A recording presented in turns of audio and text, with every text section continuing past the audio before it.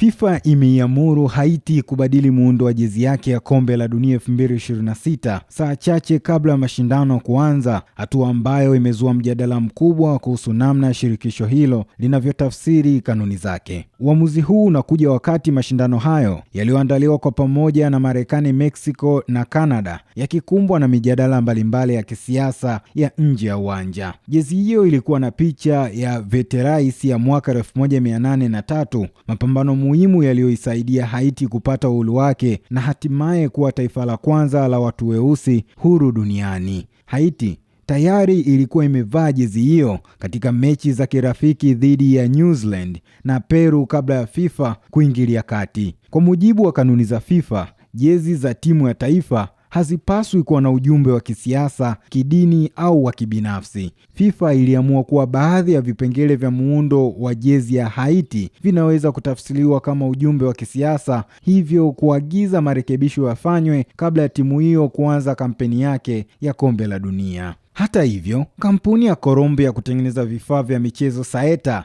iliitetea muundo huo ikisema ulikuwa heshima kwa wanaume na wanawake wa Haiti wanaochangia maendeleo ya taifa hilo kila siku. Kampuni hiyo ilisisitiza kuwa haikuwa na nia kuwasilisha ujumbe wa kisiasa, ingawa imekubali kutekeleza marekebisho yaliyoombwa na FIFA. Pia uamuzi huo umekosolewa na baadhi ya waandishi wa habari na wachambuzi wa michezo, akiwemo mwandishi wa habari za uchunguzi kutoka Ufaransa, Romain Molina, aliyoishutumu FIFA kwa kutumia viwango tofauti katika kushughulikia masuala ya kisiasa yanayohusiana na mashindano hayo, akitolea mfano pia sakata la muamuzi wa Somalia Omar Attan na matukio mengine yaliyowahusisha washiriki wa kombe la dunia walipowasili katika nchi mwenyeji. Kwa mtazamo wa kichambuzi, sakata hili linaonyesha changamoto inayoikabili FIFA katika kusawazisha utekelezaji wa kanuni zake na kuheshimu historia pamoja na utambulisho wa mataifa yanayoshiriki. Kwa Haiti, vita vya Fentiles ni alama ya fahari ya taifa na historia ya ukombozi. Taifa hilo la Caribbean linarejea kombe la dunia kwa mara ya kwanza tangu mwaka 1974 na sasa linaingia kwenye mashindano hayo likiwa na hamasa kubwa pamoja na mjadala ambao umevuta macho ya dunia kuelekea safari yake ya kihistoria. Haiti itaanza kutupa karata zake za kombe la dunia siku ya Jumapili ya Juni 14 dhidi ya Scotland, baadaye na Brazil Juni 20, kabla ya kumaliza mechi ya kundi C dhidi ya Morocco mnamo Juni 25 mwaka huu. Gerard Kadinya.